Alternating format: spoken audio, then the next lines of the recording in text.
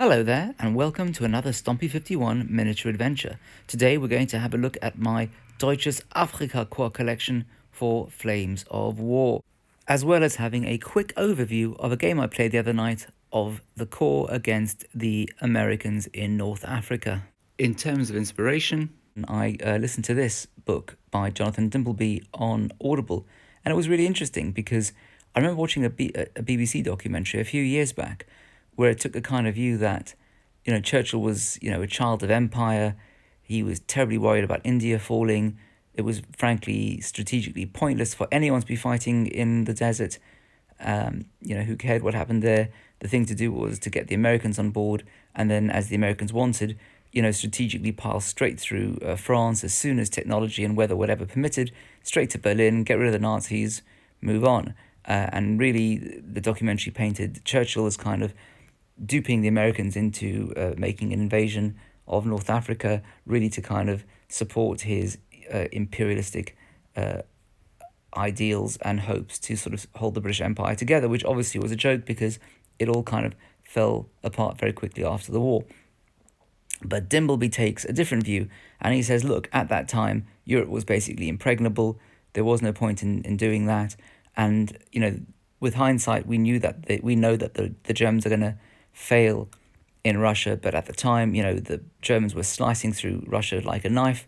All the oil for the whole the whole British Allied efforts really was coming from Iran, which I think the Brits had kind of split with the Russians, and they were just taking oil out of there left, right, and centre. And the terror was that the Germans would kind of just slice through there, and if they supported Mussolini, would kind of link up with their troops in the Western Desert and seal off, obviously, India, but basically Iran with all the oil, and then the whole effort would collapse. Also, Churchill felt a strong need to kind of actually get the Americans physically over here in Europe, because, as you can kind of see from Ukraine these days, if a nation shows it's really fighting, it gets support.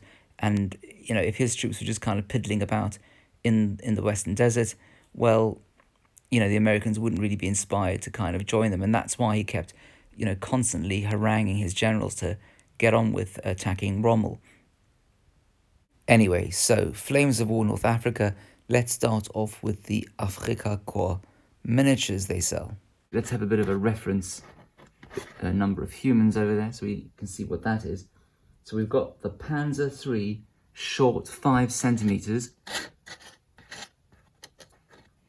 which is just the bog standard Panzer III, and I had great fun magnetizing them. I mean, if you're smart, you super glue down the first magnet, then test the second magnet kind of fits the right way around, and then mark the top side of the other magnet so that you don't end up putting it the wrong way around and they repel in a kind of sci-fi manner. I'm sure no one else has ever done that. So that's your Panzer III short 5 centimeters. Then you've got a Panzer III long 5 centimeters. And sometimes the magnet kind of falls off. Right, well, that'll have to be super glued again. Now that's a Panzer III long 5 centimeters, which has been up armored, as you can kind of see over here, with that extra kind of front plating compared to the other one. Then you've got your Panzer III 7.5 centimeters, which packs a heat round, which is that one. And all of these are Panzer IIIs, which did make me wonder if I shouldn't have just gone for a late war force where you can tell the difference between the different tanks without a guide. And so I had to kind of write at the bottom what they were, because it doesn't always leap off the page to me what they are. But they look quite cool in force.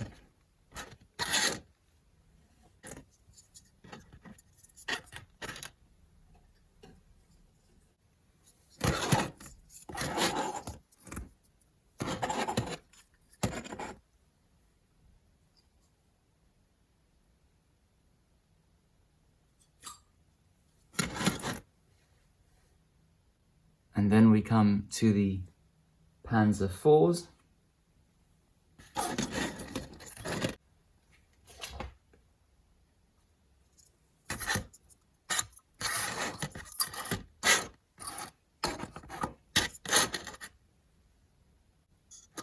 The Panzer IVs don't seem to involve particularly better armour than the Panzer IIIs, but they certainly have a bit of a better gun, which has anti-tank 10 instead of anti-tank 9, so the enemy will find it harder to kind of roll dice to beat the armour, and are thus more likely to be penetrated. And your firepower is a 3+, which means you need a 3+ for them to kind of brew up, versus the 4+ of the Tinky Winky Panzer IIIs. Now, as I commented to someone in the friendly local gaming stall during a game, will I ever bother painting these? And they said, well, they are already effectively painted. All you need to do is wash them,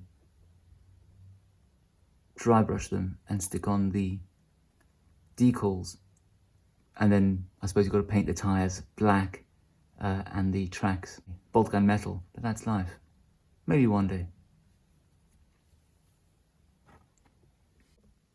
We now come to the 3 types of artillery that come in the starter box. We'll start off with the 10.5 centimeter artillery, which strikes me as some kind of howitzer and is more to do with taking out infantry with direct and indirect fire, the rules for which I haven't really engaged with yet. So we're going to skip straight.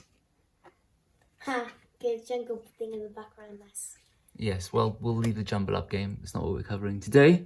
We're going to skip straight to the 5 centimeter tank hunter platoon, who are obviously designed to take out tanks with an anti-tank armor penetration of 9, which is basically exactly the same as a Panzer III. So I don't know what's really going for these guys, seeing as they are not mobile, except that they are a bit cheaper.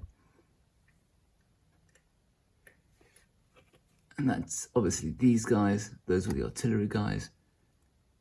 And now we come to the absolute queen of the artillery battlefield, the famed 88s, which seem to have made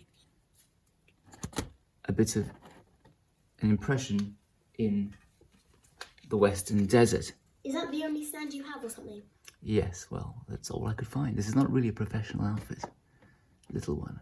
Okay, so that's the 88th. And if you remember that these were armor penetration 9, this is armor penetration 14. And so let's say your frontal armor is 5, maybe 6, and you're rolling a D6. Maybe you've got +1 for a bit of range because you're 16 inches away from the 88. Well, none of that is going to help you if you get hit by the 88. You're not going to beat its armor penetration, and it is going to slice through you. And you're going to die. Okay, thank you very much. Go find something constructive to do. Oh, okay. It is going to slice through you like butter. Now, I'm sure you'll be aware that in Flames of War, you go by way of these army builder charts. So if you want to have some infantry along with your tanks, because it's 50 mil to the eye of a human, not the tanks. If you want to have some humans, some infantrymen, let's say you take an Afrika Rifle Company. For the Afrika Korps, you have a Rifle Company HQ, and then compulsory 2 rifle platoons, and a compulsory 5 centimeter tank hunter platoon. And so what I'm going to say is that for this Afrika Rifle Company, we've got these 2 guys as the Afrika Rifle Company HQ. These are all from Westwind Productions. And even though it says 2 times MP40 submachine gun teams, no one's going to tell me these aren't submachine guns. And I mean, look, there's one submachine gun over there on the left. So they're the headquarters.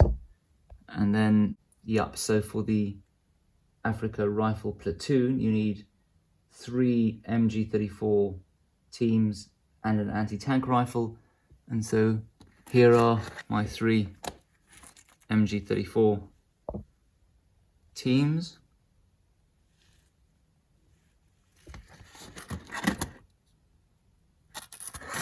And we're just going to say that those dudes over here count as having an anti-tank rifle somewhere on their persons, even though even I know an anti-tank rifle is quite a long piece of kit.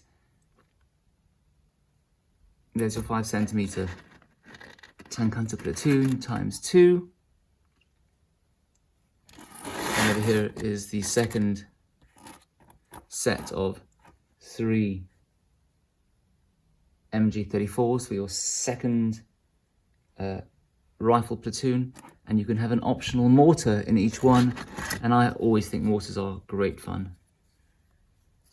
And there are the mortars, which I tried to make look a little bit different to each other. The tank there is just for scale. And over here is, again, the leadership, focus. The leadership, the 1 unit, the 2nd unit, the mortars in support, and then the nominal anti-tank rifle holders. I mean, I must say, I don't find these 15mm high miniatures very inspiring, and again, are they ever going to get painted? Probably not, because on one hand, painting them, I imagine, doesn't involve more than a bit of a wash and a dry brush, flesh and metals, but hey, there is plenty of quite funky terrain produced in the Flames of War range by Gale Force 9. And this is the Desert Administration Building, where I suppose your little typewriters and bureaucrats can run back and forth within their building. And scale-wise, this is how it works with the tanks. And indeed, the infantry. So that really is quite a chunky administration building.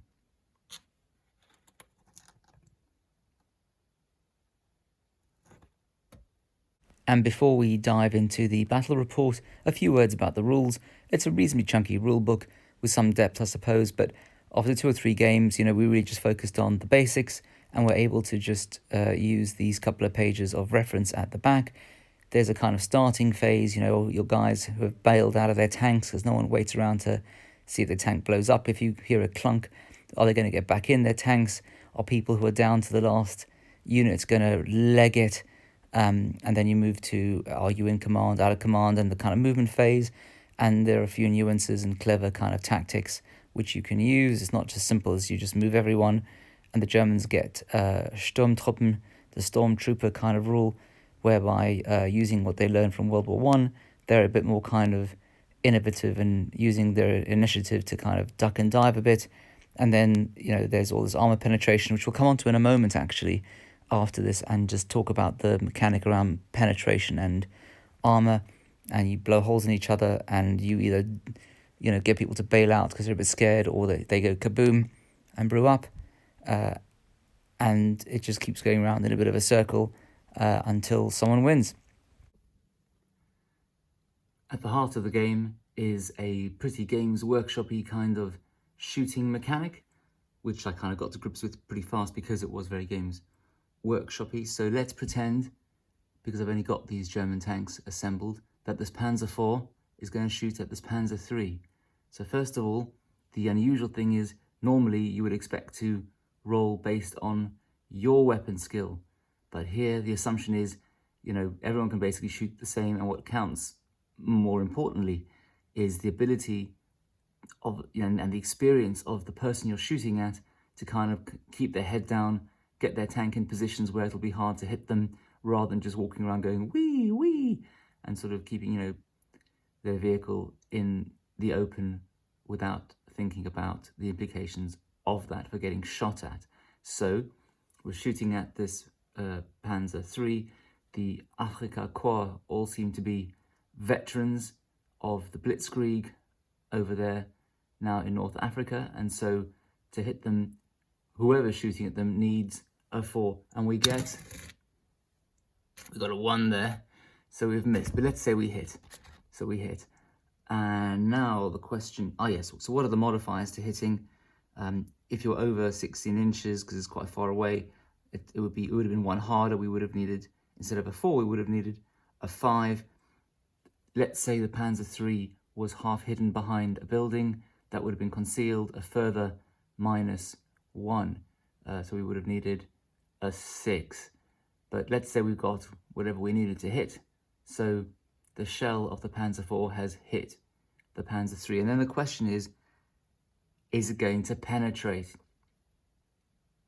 And for that, the Panzer III is going to have to beat the anti-tank armor penetration 10 of the Panzer IV. And it starts off with its 5.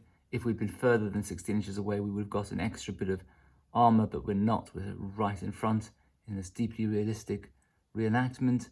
And so we need to beat a 10, starting with a 5 on a d6, which means I think we need a 6. Maths has never been a strong point. Well, let's say, what have we got here? We've got a 4. 5 plus 4 is 9. We've failed to meet it. So now we don't automatically go kaboom. And the guys at the friendly local gaming store were a bit thrown by this because, you know, in most scenarios, if a shell gets through a tank, you know, what are the chances of it really being a dud or not blowing the tank up? I mean, right. But anyway, so it's not... the question is, what happens now is we look at the firepower, the explosive firepower of the shell. So on a 3+, the shell which has penetrated the Panzer III is going to go kaboom. And we've got a 5, it goes kaboom. Look at these, all magnetized, kaboom, and you put a little piece of cotton wool over there, ideally dabbed in some kind of yellow and red to make it look like, and black to make it look like it's smoke, and you've got a smoking Panzer III. Now let's say we'd got equal, let's say we'd rolled a 5 and without, you know, plus our 5 armor until we were straight on 10. So it hasn't penetrated our tank, but there's been an almighty clunk on the outside of the Panzer III, and the crew inside think, do we get out?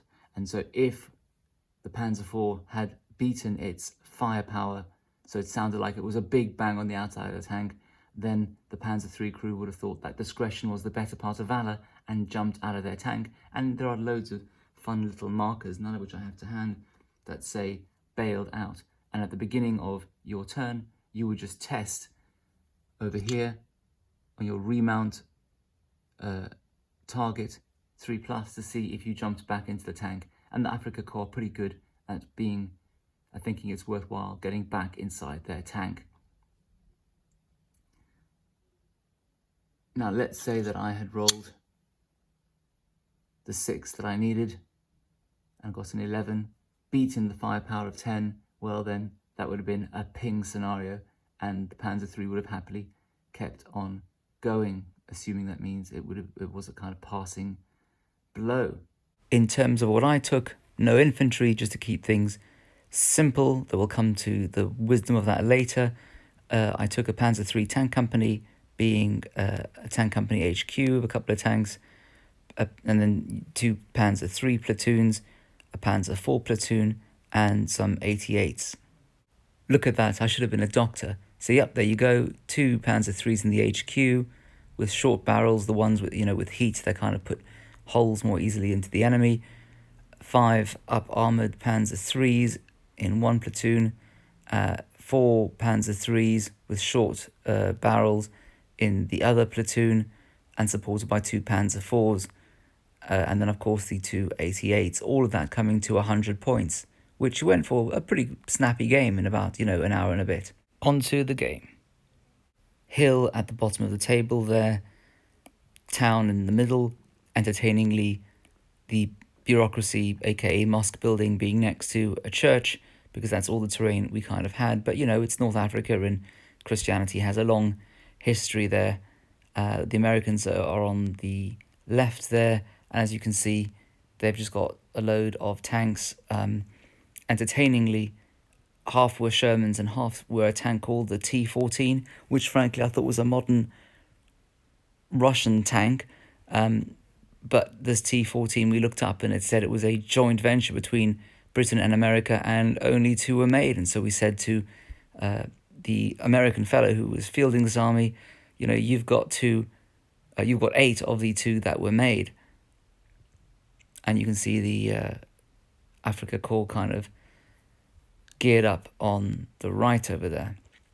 And we just played the basic sort of annihilation scenario because we didn't have the wherewithal to play the quite amazing array of kind of reserves and backs and forths and whatever, just to get our hands firmly gripped around the mechanics of the rules.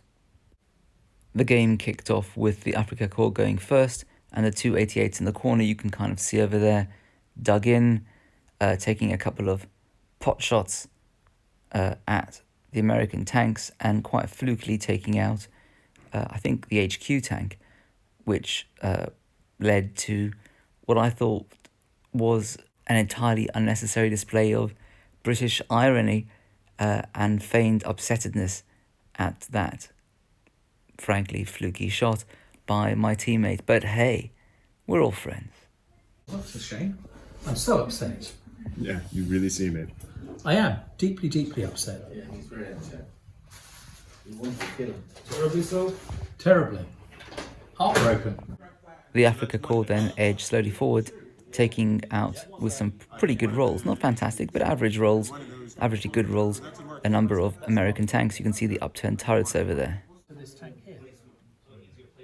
The Americans then started rolling a bit better, took out a couple of Panzer IVs, but by then they were just down on numbers, and so no matter how well they rolled, they were stuffed. Because there's 2 other dead tanks in the way. The thing is, even though the points were equal, because the Americans were easier to hit, because this game goes on, as I said, the experience of the person being shot at as to the likelihood of them getting hit, and the Americans were, basically green, whereas the Afrika Korps were, all these German guys had been to the Blitzkrieg and had now gone to North Africa, so they were hot. So the Germans were harder to hit than the Americans, and it really started to tell if the Americans had slightly not great rolls. So it got to a point where the Afrika Korps had circled round to outflank the Americans over here, and so many of them were taken out that we just basically called it. So we thought the game was okay for a kind of beer and pretzels affair, and we thought there must be more to this, and people in the store pointed things out, with their experience. One guy said, look, this is supposed to be a kind of combined forces game. If you had some aeroplanes, some anti-aircraft, some infantry, there'd be a bit more kind of tactical decision-making going on instead of, who can basically roll the best for their tanks. One other person just said, hey, maybe you should just try out Battle Group. I reckon the thing to do might be to pick up a couple of Stuckers. And if I'm feeling evil, pick up a Tiger heavy tank, just because that 88 will just knock everything it hits out, and with armor like that, it's not really going to get hit very much by any of the American tanks, who, if I remember rightly, only have armor piercing 9 in the first place, so it's an impossibility they can hit you from the front and penetrate. Anyway, thank you very much for watching till the end. Please do like, comment and subscribe if you thought this was interesting, and I'm sure you know more about this game than I do, so by all means do offer your thoughts. Keep well, keep safe, and see you soon.